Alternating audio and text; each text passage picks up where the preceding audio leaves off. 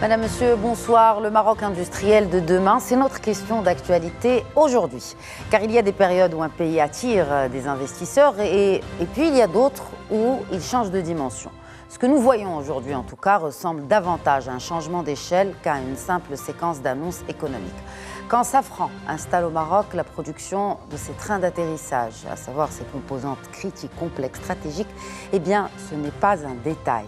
Cela signifie que le Royaume n'est plus seulement une plateforme compétitive, mais un maillon sensible de la chaîne aéronautique mondiale. Quand Volkswagen positionne le Maroc comme levier pour l'Afrique et l'Europe, on dépasse la logique du coût. Et puis, lorsque Nador Westmed vient renforcer l'architecture déjà imposante de Tanger Med, on comprend que le Maroc ne veut pas seulement produire, il veut structurer les flux, sécuriser les corridors et peser dans la nouvelle cartographie industrielle mondiale. Dans le même temps, les investisseurs asiatiques, notamment chinois, s'intensifient. Les industriels marocains, du coup, franchissent des caps. Mais la vraie question n'est pas celle de l'attractivité, les plus exigeantes. Sommes-nous en train de bâtir une puissance industrielle souveraine ou une plateforme performante dans un monde pensé ailleurs? Et pour cause, la différence est stratégique. Si une plateforme accueille les investissements, une puissance, elle, génère de l'innovation, du capital local et surtout de la décision. Le Maroc est à un point d'inflexion et donc nous poussons la réflexion ce soir avec mes invités. J'ai le plaisir d'accueillir sur le plateau de questions d'actu Salim Rbani, les senior International Industrial Advisor du cabinet de conseil industriel ITMC. Salim Rbani, bonsoir et bienvenue. Bonsoir, merci pour votre invitation. Bonsoir à tous les téléspectateurs et j'en profite pour souhaiter à tout le monde Ramadan Mubarak Karim, Sahab Salam, Inch'Allah. Merci beaucoup Salim Rbani. Avec nous aussi, un plaisir renouvelé de l'accueillir. Il s'agit du consultant, fondateur de HBA Consulting, Hicham Ben Saïd Alaoui. Bonsoir. Bonsoir, merci beaucoup pour l'invitation. Merci à vous. Alors l'actualité, grosse actualité économique industrielle la semaine dernière, c'est ce lancement de cette nouvelle installation filiale de Safran avec un investissement de 3 milliards de dirhams, soit 26 000 m² au sein d'un site de plus de 7 hectares, avec bien sûr la présence de Sa Majesté le Roi Mohammed VI. La production de trains d'atterrissage pour des avions, est-ce qu'elle change notre statut industriel, messieurs? Salim Rbani? Alors, tout à fait, puisque aujourd'hui le Maroc qui a déjà prouvé être dans une position, comme vous l'avez dit, de plateforme industrielle pour la région Europe, Afrique, Moyen-Orient dans l'automobile et dans d'autres secteurs, est en train de reproduire le même schéma dans l'aéronautique en attirant des investissements conséquents, puisque pour Safran, on parle d'un investissement de 300 millions d'euros dans cette nouvelle usine pour fabriquer des trains d'atterrissage. Mais pour rappel, Safran a investi il y a à peu près 6 mois de cela un montant équivalent pour démarrer une usine de fabrication de moteurs. Donc là, nous sommes au cœur du secteur aéronautique, qui est un secteur, je dirais, de souveraineté. Notamment, ce qui a attiré mon attention, c'est l'investissement de Safran dans les moteurs. Le train d'atterrissage est effectivement une pièce très complexe, très technique, mais le moteur, bien évidemment, comme pour les automobiles, est, je dirais, l'élément noble de l'appareil. Et donc ceci marque un tournant, à minima pour l'industrie aéronautique marocaine, mais je pense de manière plus large pour l'industrie marocaine, qui aujourd'hui, de fait, se voit intégrée dans les chaînes de valeur mondiales et notamment européennes sur ces secteurs.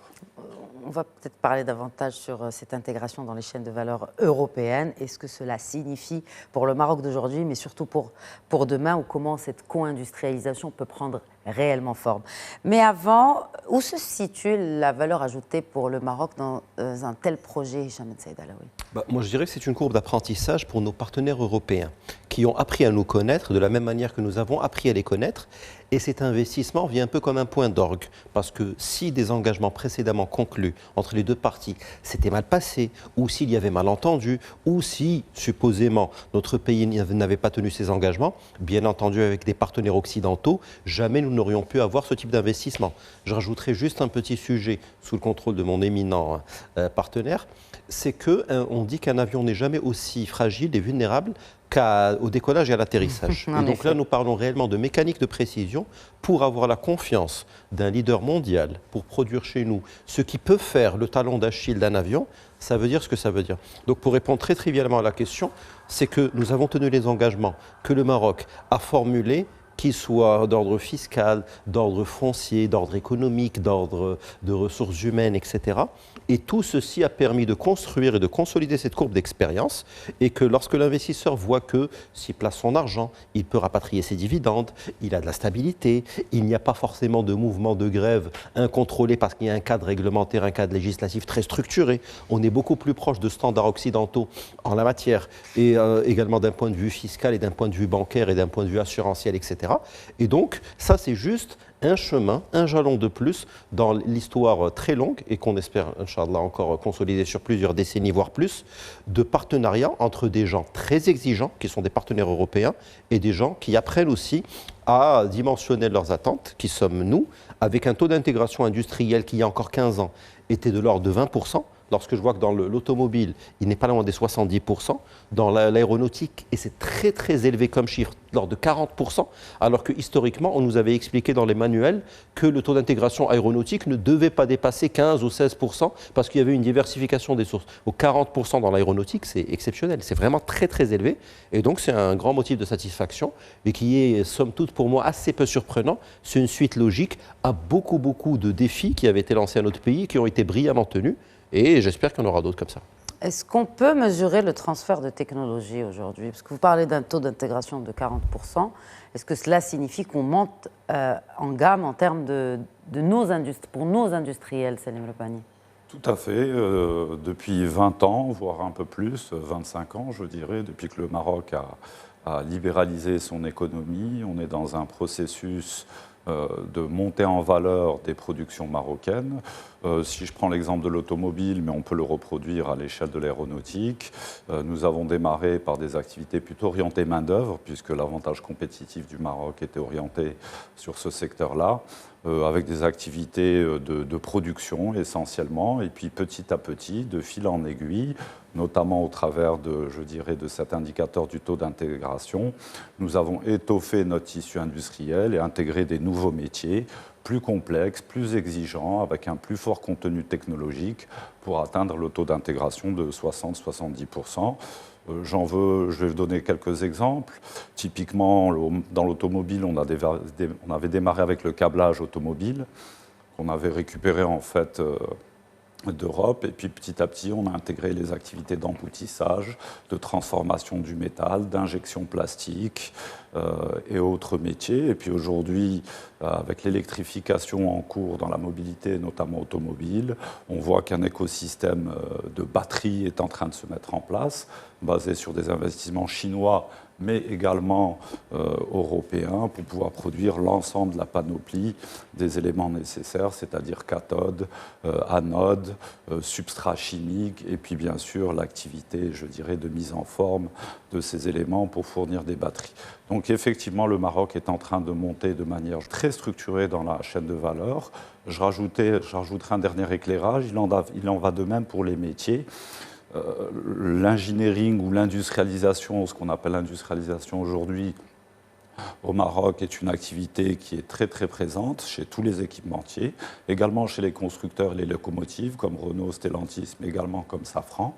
Donc on a des bureaux d'études qui industrialisent les produits, définissent les process, conçoivent les équipements, ou en tout cas minima les sélectionnent, mettent en place ces lignes et puis les enclenchent pour produire de la grosse série.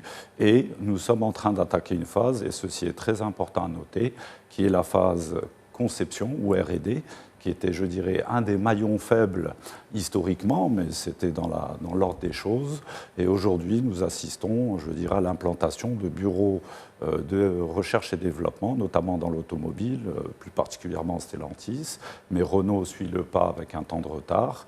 Et aujourd'hui, on peut être fier au Maroc de dire qu'il y a environ 10 000 ingénieurs qui travaillent à temps plein dans la R&D pour développer des nouveaux véhicules, des nouveaux systèmes, etc.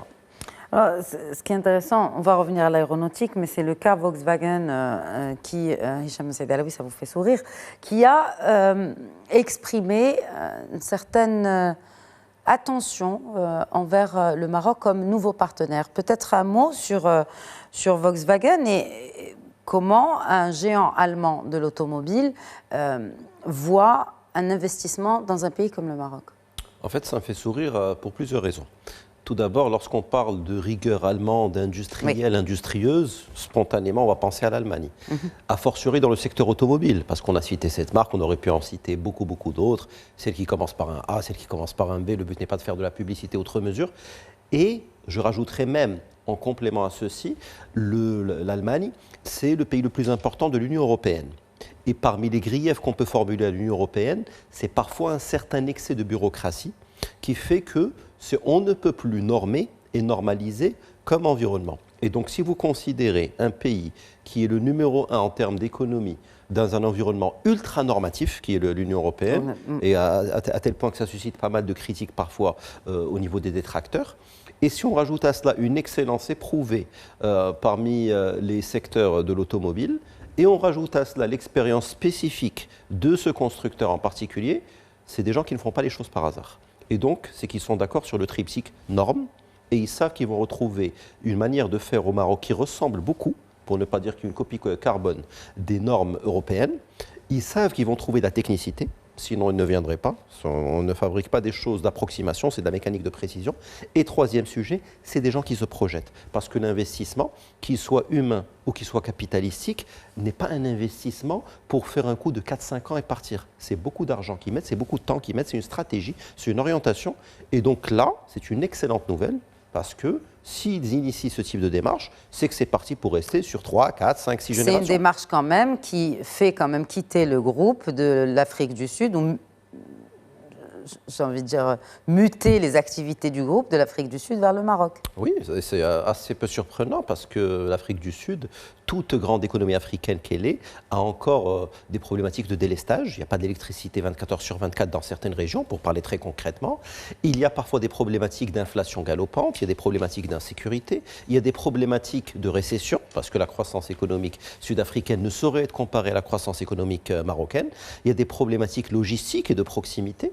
On ne peut pas comparer un pays qui est intégré à 60-65% en termes de relations économiques avec l'Union européenne, avec un pays qui se situe à l'autre bout de l'Afrique. Donc pour toutes ces considérations, et pour tellement d'autres que je ne cite pas à l'instant T, bien entendu, c'est un partenaire tout à fait légitime, tout à fait logique, tout à fait cohérent dans la configuration actuelle. Encore une fois, lorsque vous travaillez bien dans le domaine économique, vous êtes tout de suite rétribué. Et là, c'est ce qui est en train de nous arriver, ça fait réellement plaisir. Comment éviter un modèle trop dépendant des multinationales, comme on a vu pour Stellantis, pour Renault, Salim Lepani? Je dirais la diversification et la réponse logique au point que vous évoquez. Alors peut-être avant d'aller vers la diversification, déjà, il est important de mettre en perspective le fait que c'est bien cet adossement du Maroc à certains partenariats très importants que j'appellerais locomotives, qui a permis vraiment de faire progresser de manière impressionnante le positionnement du Maroc dans les radars internationaux. Et effectivement, l'implantation de Renault, comme celle de Stellantis, et puis maintenant comme celle de Safran, et puis comme celle des Chinois, avec ces locomotives, est de bon augure. À long terme ? Sur le long terme également, parce que contrairement aux services, je dirais que quand vous faites une implantation industrielle, et comme l'a dit mon cher confrère, vous êtes sur une réflexion au minimum à 30, 40 ans, voire 50 ans. Déplacer des services, c'est relativement facile. Déplacer des productions, des usines, c'est un peu plus compliqué. L'exemple chinois est là pour le prouver, l'exemple turc est là pour le prouver, puisque ce sont des précurseurs. Donc diversifier les investissements, s'appuyer sur des locomotives, et là-dessus j'applaudis, je dirais aujourd'hui, la démarche marocaine que je trouve très intelligente et très harmonieuse, avec cette diversification des IDE, en tout cas dans l'automobile, mais pas seulement, sur des partenaires européens, français, espagnols, allemands, n'oublions pas les Britanniques, mais également avec les Chinois. ceci me laisse à penser que les Indiens ne devraient pas tarder à taper à la porte également, parce que le Maroc prouve jour après jour que du fait de son positionnement géographique sur les routes internationales, de sa logistique avancée qui aujourd'hui le démarque clairement de ses compétiteurs sur l'Afrique du Nord, mais également sur l'Europe du Sud, le Maroc est en train d'aujourd'hui de prendre une place plus qu'importante, c'est-à-dire obligatoire sur le radar des grands industriels du monde. Maintenant, pour revenir à Volkswagen, les démarches de Volkswagen ne sont pas nouvelles, puisque déjà au début des années 2000, ou plutôt fin des années 2000, il y a eu beaucoup de missions de Volkswagen pour éventuellement mettre une usine au Maroc. C'est un sujet qui a énormément été travaillé. À un moment, Skoda aussi, il n'y a pas très longtemps, il y a peut-être 3-4 ans de cela, du fait je dirais, de ses succès commerciaux et de son besoin absolu d'augmenter ses capacités, avait pensé à se positionner au Maroc. Il me semble qu'ils ont choisi au final une autre implantation, si je ne me trompe pas. Mais ceci démontre que, je dirais, le Maroc, pour les constructeurs allemands, reste intéressant. Maintenant, il est important aussi de prendre le prisme Volkswagen. Comme vous le savez, Volkswagen est très chahuté depuis maintenant 2-3 ans. A perdu beaucoup de volume de production du fait de la concurrence chinoise, du fait de la baisse de ses ventes sur le marché chinois, et est carrément en train d'envisager de fermer des usines en Allemagne sur pas le bas de gamme de Volkswagen, mais en tout cas les petits véhicules. Et il apparaît logique dans cette réflexion stratégique que Volkswagen, comme Renault, comme d'autres, aujourd'hui, ait besoin d'un pays où elle puisse mettre ses usines avec une équation best cost et une logistique optimisée pour pouvoir continuer à performer sur le marché mondial et notamment sur le marché européen, nord-africain et proche-oriental. Et on est compétitif face à l'Europe de l'Est, par exemple, pour un constructeur tel que Volkswagen. Aujourd'hui, le Maroc est clairement très compétitif par rapport aux pays d'Europe de l'Est, y compris la Roumanie. Aujourd'hui, en termes économiques et industriels, le Maroc est une solution best cost, clairement, avec en sus une logistique de classe mondiale. Est-ce que, au-delà de la logistique et au-delà de tous ces avantages compétitifs, on peut capter la R&D et l'électrique pour une potentielle future implantation d'un géant tel que Volkswagen? La réponse est clairement positive. Le facteur sera plutôt le temps. Oui. Il paraît évident que dans une approche industrielle d'investissement, on aura plusieurs phases et naturellement, on aura une première phase qui sera plutôt orientée à assemblage des véhicules, éventuellement une petite intégration sur les moteurs et dans une deuxième et troisième phase, une intégration de l'industrialisation pour arriver à la R&D. La démarche est celle qui a été adoptée par les compétiteurs de Volkswagen. Aujourd'hui, Stellantis développe des véhicules au Maroc, notamment dans la mobilité électrique. Renault également. Et aujourd'hui, le Maroc se positionne clairement, je dirais en tout cas minima dans ce secteur, comme étant une future force ou capacité disponible pour faire de la R&D. Alors, vous avez parlé tout à l'heure des investisseurs chinois. On a des investisseurs chinois, un avantage comparatif réel aujourd'hui. Hicham Ben Saïd Alaoui, en tout cas sur le plan de la région, on n'a qu'à peut-être rappeler quelques chiffres, ou en tout cas quelques vérités, quelques faits. Si on comparait le Maroc à l'Algérie, où justement les Chinois sont beaucoup présents, on a un indicateur important, celui des IDE, le volume des IDE sur 2024, un peu plus de 2 milliards de dollars. Et là, on a les secteurs vraiment importants à haute valeur ajoutée, batterie électrique, technologie verte, automobile. Vous avez parlé tout à l'heure des gigafactories, un hub industriel vers l'Europe et l'Afrique, l'automobile, notamment l'export vers l'UE, Tangemed, Nador Westmed, on va en parler tout à l'heure, tandis que en Algérie, on a principalement des infrastructures, l'énergie, les hydrocarbures, BTP, projets publics, partenaires énergétiques et grands projets d'infrastructure. En tout cas, ça tourne toujours autour de cela. Qu'est-ce qui fait qu'aujourd'hui, des investisseurs choisissent plus le Maroc que l'Algérie, alors que peut-être qu'ils y sont implantés, des investisseurs chinois, ils sont implantés il y a beaucoup plus longtemps qu'au Maroc? Pour plusieurs raisons. Il y a tout d'abord la stabilité politique, la capacité de se projeter. Il serait même quasiment indécent de comparer les trajectoires des deux pays d'un point de vue politique, parce que chez nous, alhamdoulilah, on peut se projeter sur quelques dizaines de générations, ce qui n'est pas tout à fait le cas chez nos voisins.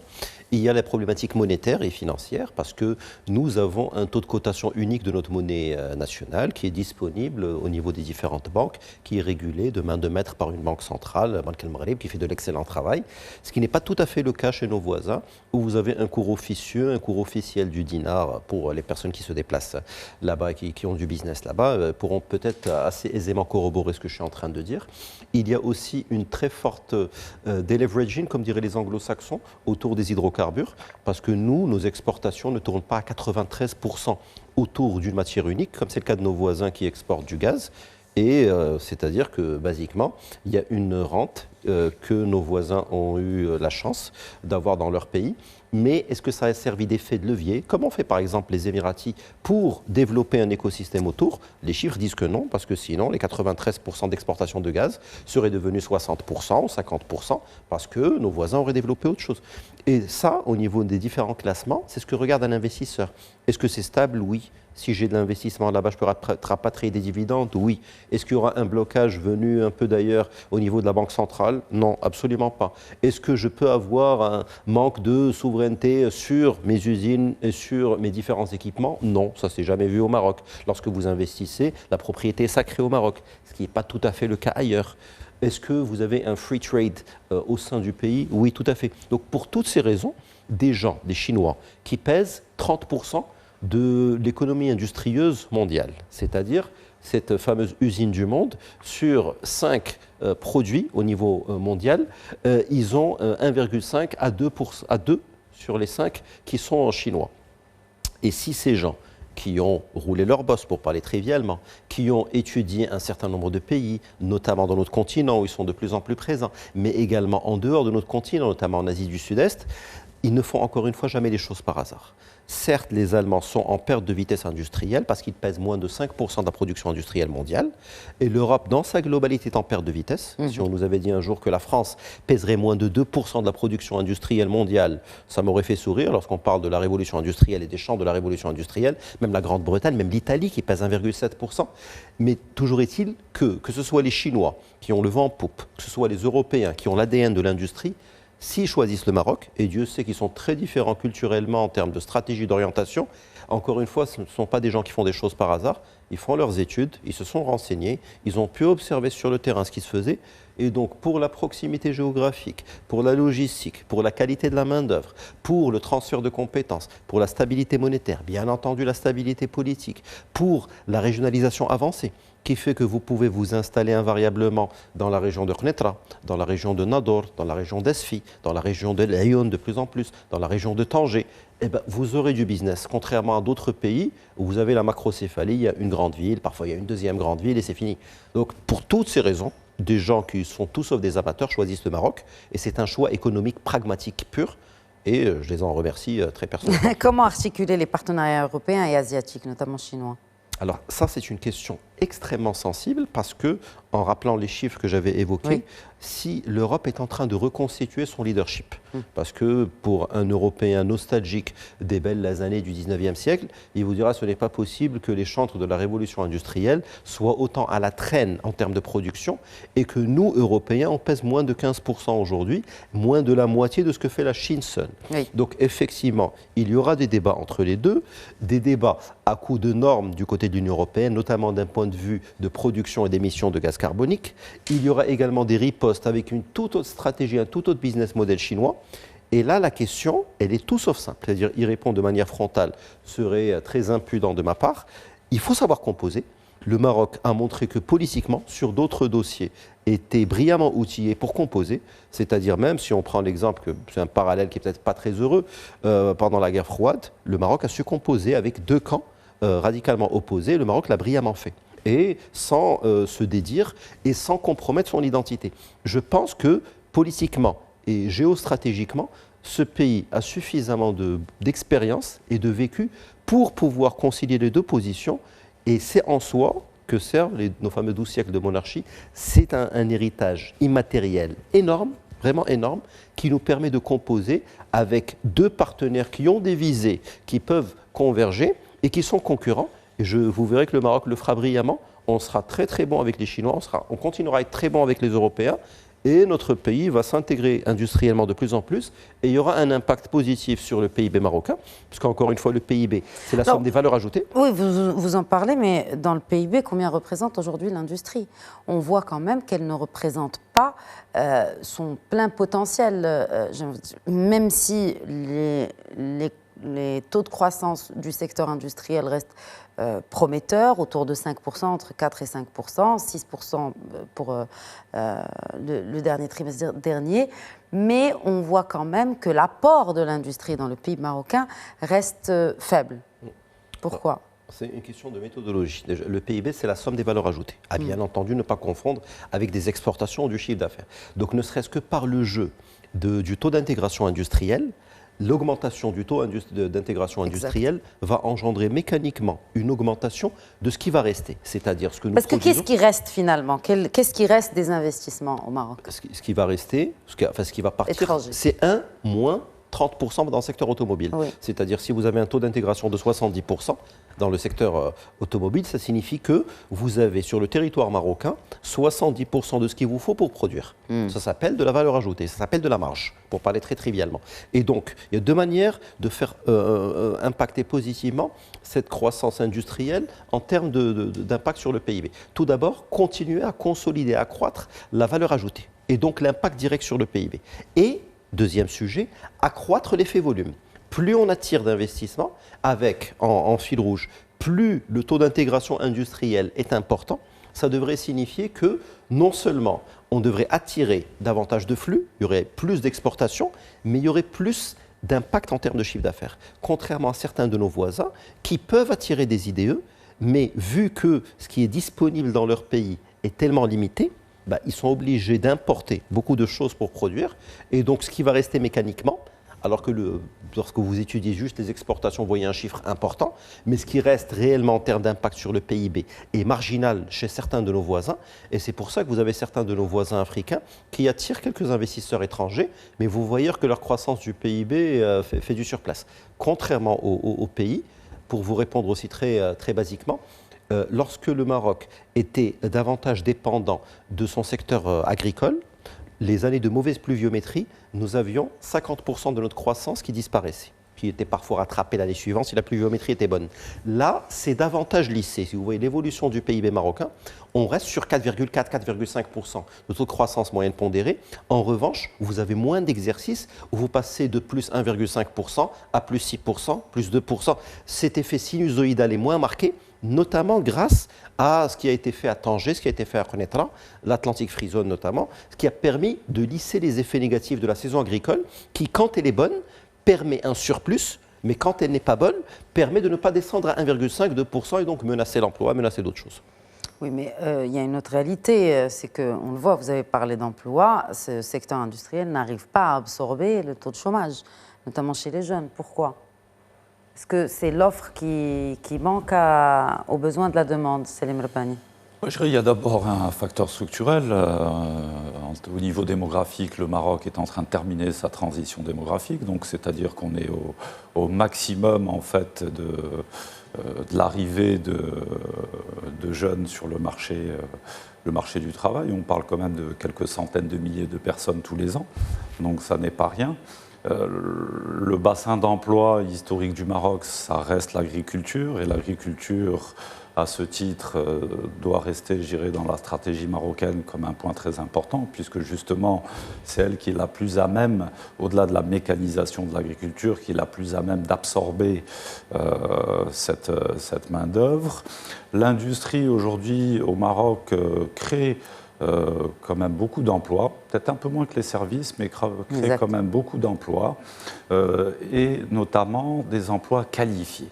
C'est ça aussi qu'il faut peut-être mettre en perspective, c'est-à-dire créer de l'emploi pour créer de l'emploi, c'est une approche qui a ses limites, alors que créer de l'emploi qualifié est quelque chose, je dirais, qui valorise le futur du Maroc et qui va lui donner le potentiel pour pouvoir s'exprimer. Ça dépend aussi des politiques publiques, c'est-à-dire est-ce que en tant que politique, on vise les chiffres ou la qualification aussi. Tout à fait. Que quand on doit faire un bilan, on ne va pas dire qu'on a les emplois qu'on a créés sont des emplois qualifiés, mais on va dire on a créé tant d'emplois.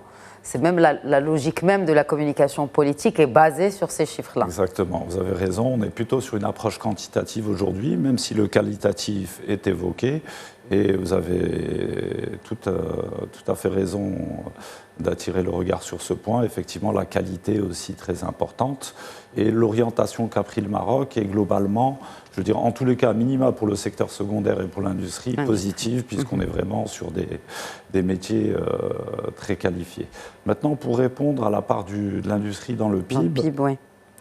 Bon, les pays les plus industriels du monde, si je prends l'exemple de l'Allemagne, a eu un secteur secondaire qui, à son maximum, était aux alentours de 30-32%, qui s'est réduit maintenant aujourd'hui, qui est autour de 25-26%, sachant que, comme l'a dit Hicham, l'Allemagne est quand même industriellement la locomotive et je dirais l'exemple en Europe.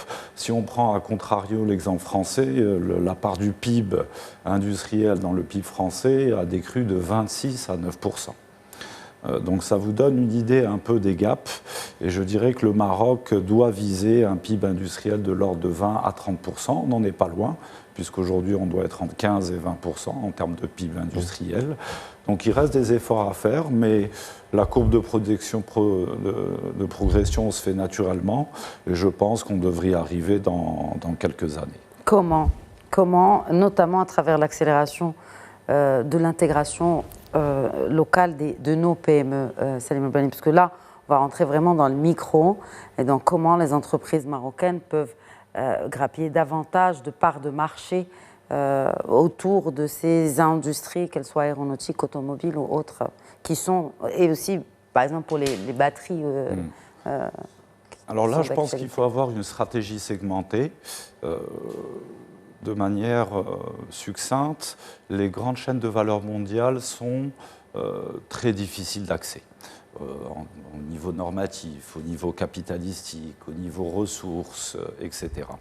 Donc c'est aujourd'hui non pas un domaine réservé, mais un domaine où les IDE peuvent s'exprimer et derrière exercent un effet d'attraction sur le tissu local, pas assez suffisant. Contrairement à la Turquie, on n'a pas réussi à reproduire le modèle turc. Au bout de 2-3 décennies, on a vu toute une ribambelle d'acteurs locaux s'insérer, par exemple, dans l'automobile.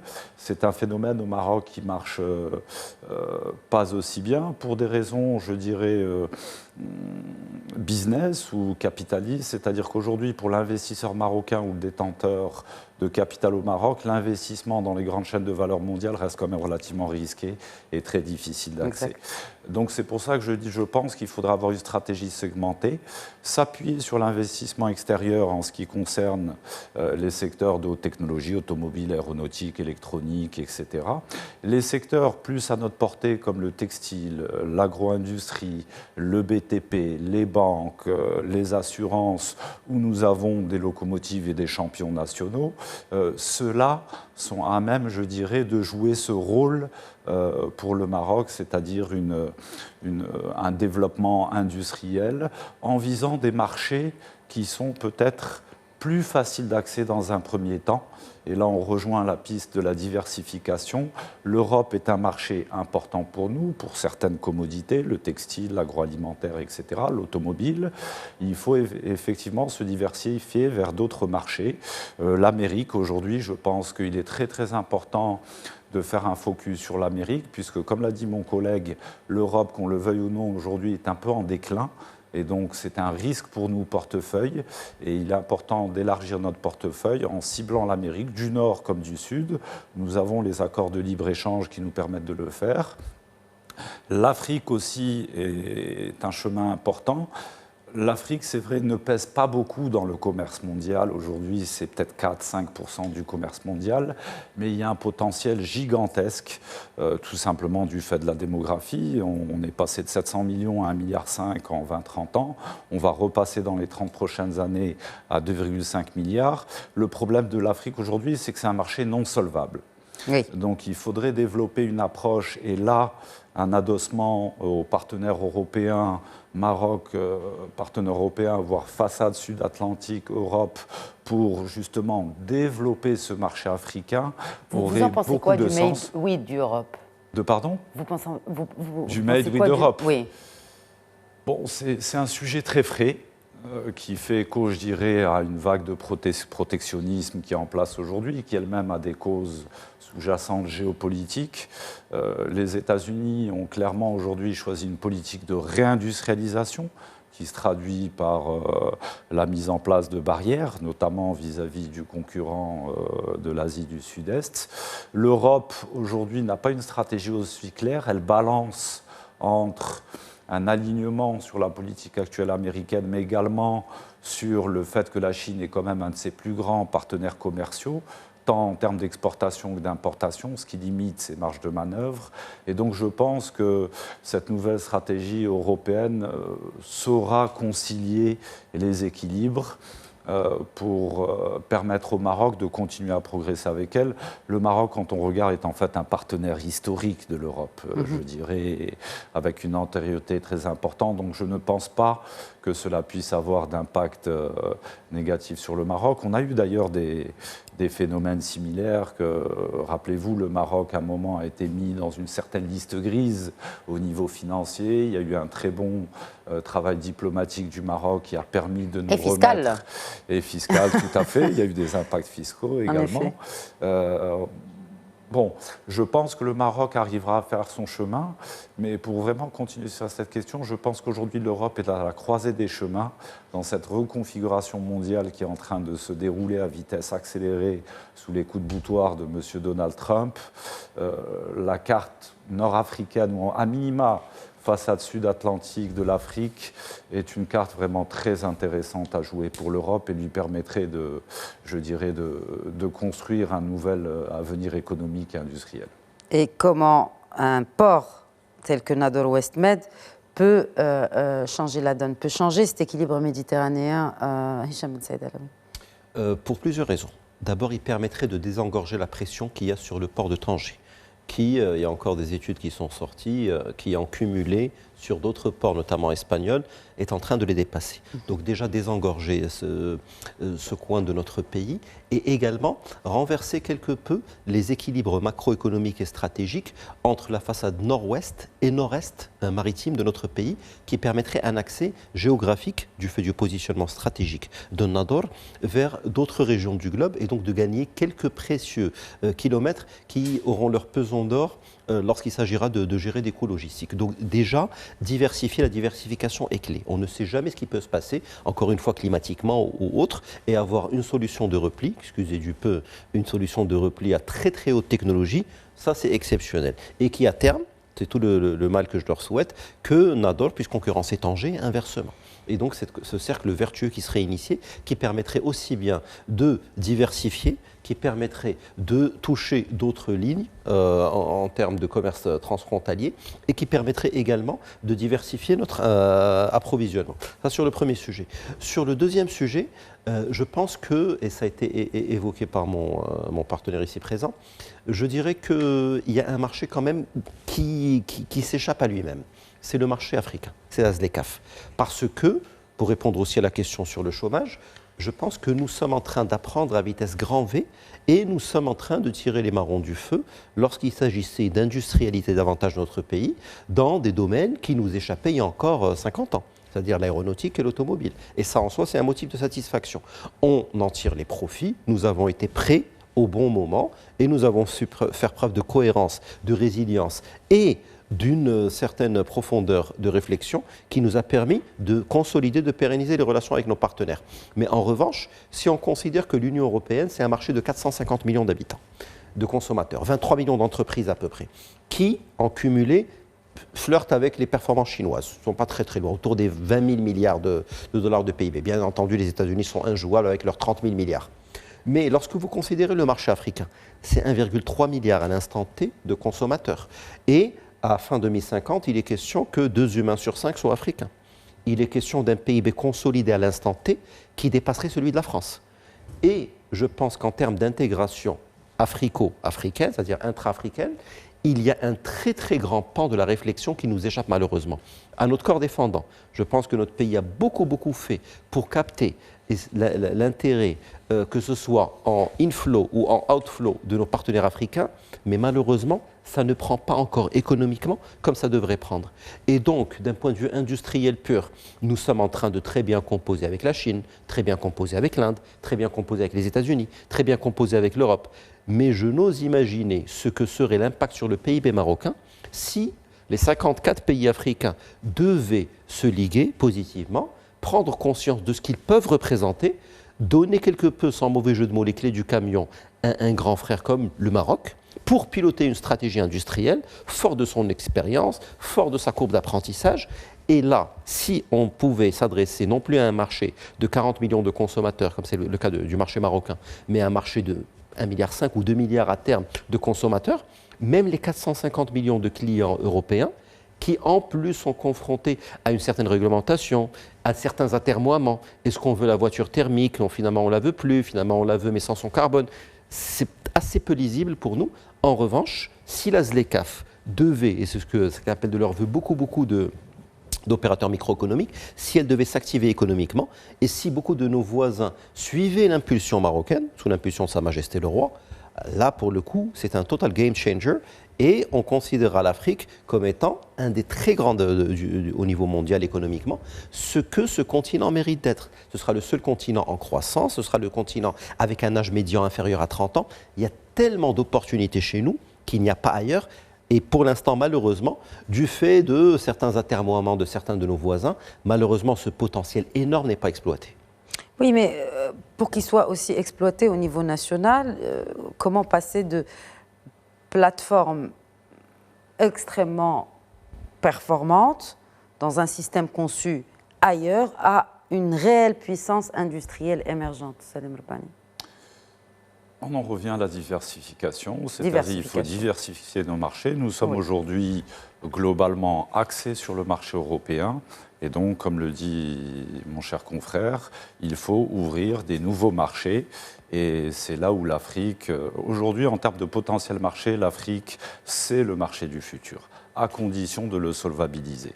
C'est là où je pense qu'une alliance Marocco, ou en tout cas au minimum Afrique de l'Ouest, avec un partenaire européen, mais nous ne sommes pas limitatifs. Si les Chinois veulent jouer le jeu, pourquoi pas. Si les Américains le veulent aussi, pourquoi pas. On peut faire tout ça ensemble.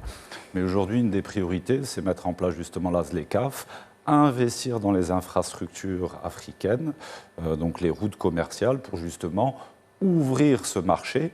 Ça représente deux avantages, un avantage économique évident, également, je dirais, ça limite un risque, puisque vous savez bien que si nous passons à 2,5 milliards, 1 milliard d'Africains en plus, où est-ce qu'ils vont travailler, qu'est-ce qu'ils vont manger, où est-ce qu'ils vont habiter, donc il y a quand même un risque important pour l'ensemble des pays de la zone. Pour aller plus loin, je dirais, le Maroc est en train de faire cette migration de plateforme à champion industriel, notamment en se positionnant au cœur des routes commerciales. Je reviens sur les trois ports, je dirais Nador, Tanger et Dakhla. En fait, quand on réfléchit aux routes commerciales mondiales, et on l'a bien vu lors de la problématique au Proche-Orient, notamment le conflit israélo-iranien et puis yéménite, une grande partie du trafic a été détourné de Suez et est passé par le cap de Bonne-Espérance.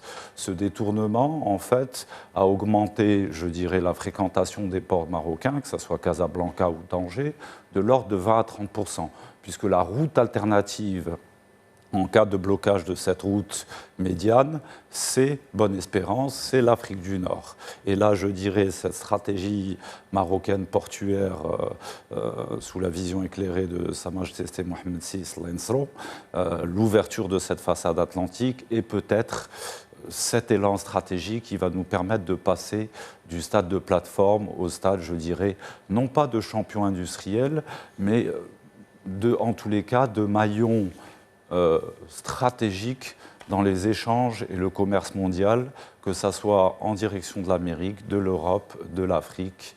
Et ça, c'est un point très important et un vrai game changer. Un game changer aussi pour les entreprises marocaines. Tout à fait. Désirant investir en Afrique, mais on parle peu aussi des capitaux africains. Est-ce qu'on en attire assez qui viennent investir au Maroc? Alors aujourd'hui, la problématique de l'Afrique, c'est justement une problématique financière. Les pays africains, à quelques exceptions près, ceux qui sont dotés de ressources gazières ou énergétiques, globalement sont des pays, je dirais, pauvres, ce qui fait que leur puissance financière, leur capacité financière est limitée. Le marché africain aujourd'hui est développable grâce à un modèle, je dirais, d'accord tripartite ou quadripartite, public-privé, appuyé sur des bailleurs de fonds internationaux, type la BAD, type la BER, type la BEI. Donc voilà, je dirais, le schéma qu'il va falloir développer dans un premier temps pour arriver à une phase où les pays africains vont être en capacité de, je dirais, de financer leur propre stratégie de développement qui devra forcément aller vers une intégration, je dirais, commerciale de l'Afrique. Merci beaucoup, Salim Lebani. Merci encore une fois d'avoir enrichi ce débat ce soir. Je rappelle donc que vous êtes consultant senior dans le secteur industriel. Merci à vous aussi, Hicham Saïd Alaoui, d'avoir rappelé certaines vérités, certains faits de l'industrie nationale. Merci à vous de nous avoir suivis. Très bonne soirée.